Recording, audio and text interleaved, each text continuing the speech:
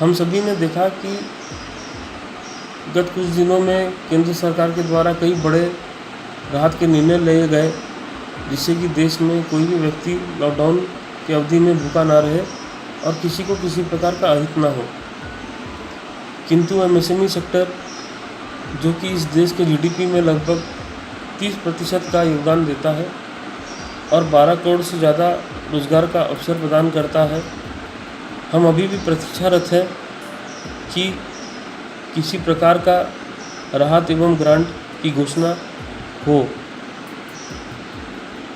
हम सभी का यह भाव है कि मजदूर हित में हम सभी का ध्यान रखें, किंतु इस आर्थिक संकट में और बंद कारखानों में इनका भुगतान करना बहुत बड़ी समस्या हो रही है।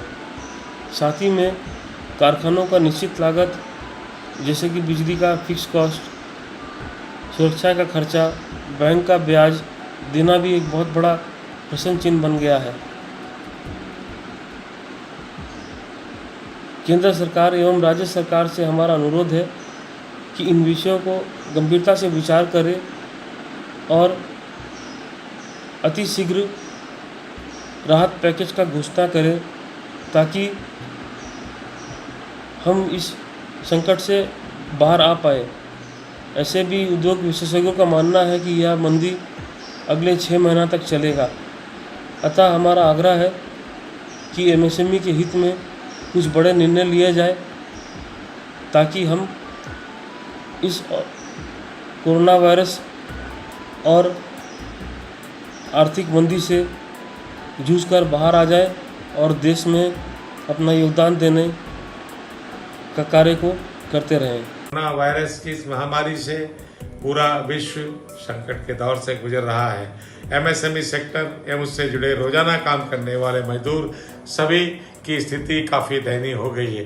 देश का एमएसएमई सेक्टर एवं व्यापारी वर्ग इस महामारी के कारण बर्बादी के कगार पर खड़ा है। सरकार को एमएसएमई सेक्टर को बचाने के लिए तुरंत आर्थिक सहायता के लिए आगे आना चाहिए एवं कुछ मुद्दों पर राहत की घोषणा तुरंत लागू करनी चाहिए। बैंक लोन का इंटरेस्ट अमाउंट